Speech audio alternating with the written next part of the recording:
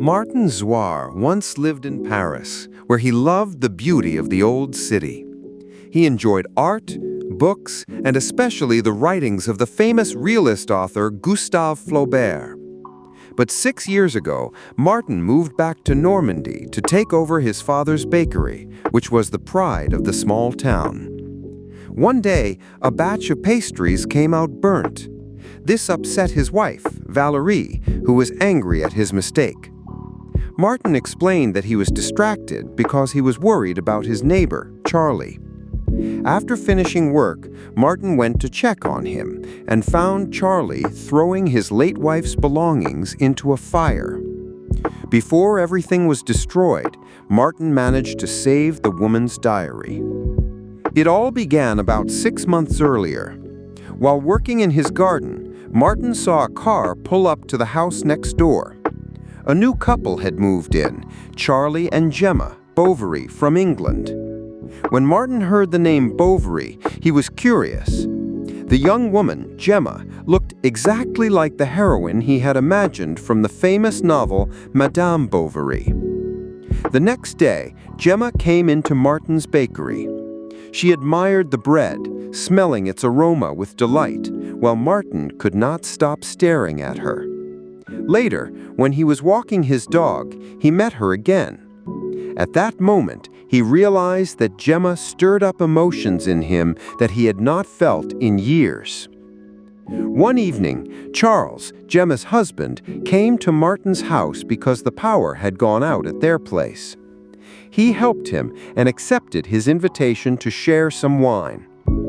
During the evening, most of the conversation was between Charles and Valérie, while Martin kept secretly watching Gemma. He thought of Flaubert's novel again, remembering how Madame Bovary was bored with her quiet life. Gemma looked exactly the same, unhappy and restless. The calm evening was suddenly broken when a mouse ran across the floor and startled Gemma. She screamed and said they needed to buy rat poison. Martin became uneasy, warning her that poison often leads to accidents. From then on, Martin couldn't stop thinking about Gemma. He often watched her from his window or waited for her to come into the bakery. One day, he even invited her into the kitchen to try baking bread herself. He admired her closely, his desire for her growing stronger. During one of her visits to the bakery, Martin met a friendly couple who invited her and Charlie to dinner, and even offered them work. Gemma was good at interior design, and Charlie restored old furniture. When the dinner day arrived, Martin and Valérie were also there. The hostess showed Gemma a gym room she wanted repainted, but made sharp comments about fitness and exercise equipment, hinting that Gemma needed to lose weight. This left Gemma feeling very hurt and insecure. A few days later, Martin met Gemma in the park and told her she looked beautiful. Feeling shy, she quickly tried to leave, but just then, a bee flew under her dress and stung her back. She screamed and asked for help. Nervously, Martin unzipped her dress to catch the bee, which had left its sting behind.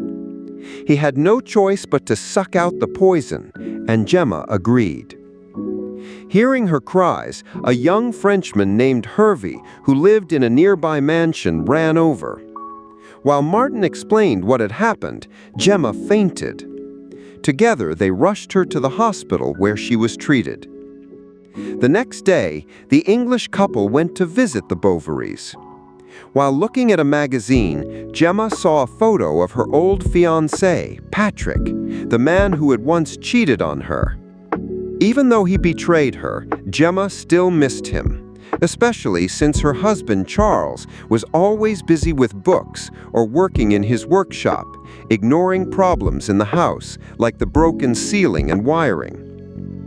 Later, at the market, Gemma was once again noticed by Martin, who stood silently on the porch of the bakery, watching her and whispering lines from a book. Suddenly, Hervé appeared and started chatting casually with her. Their next meeting was at the wine shop, where Hervey suggested the best drink and invited her to visit his old family mansion. On her way home, Martin passed her car, but Gemma didn't notice. Near her house, she suddenly turned toward Hervey's estate. Martin followed, but when he saw her enter, he lost his courage and drove away. That evening, at dinner with neighbors, Gemma sat next to Martin. He noticed a clear love mark on her neck, left by Hervey. From that day on, Martin secretly watched her more closely. It wasn't hard. Gemma often left the house wearing a dress and heels, pretending she was walking the dog, when in truth she was visiting Hervey. One day at the bakery, Gemma bought bread and a croissant, but forgot them on the counter. Martin was glad for the excuse to visit her. But as he came near the house, he heard passionate sounds from inside. Since Charles had gone to London, Martin immediately knew Hervey was there. Heartbroken, he never delivered the croissant. Instead, he went home and sat in his kitchen all night, lost in thought. When Charles returned, Gemma's secret affair with Hervey continued. She went on long dog walks, and Charles started to suspect his marriage was in danger. At Hervey's mansion, Gemma and Hervey made love on a table, where she accidentally broke a porcelain statue very dear to Hervey's mother. Though upset, Hervey calmed down when Gemma promised to take it home and ask her husband to fix it. Martin couldn't stop thinking about how to end Gemma's affair with Hervey. The thought consumed him day and night.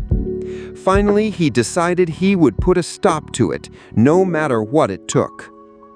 The following morning, Gemma collected her mail. Among the letters was one that appeared to be from Hervey. In it, he coldly declared that their relationship was over. Crushed, Gemma didn't hide her pain from her husband. She immediately rushed to Hervey's mansion, desperate for answers.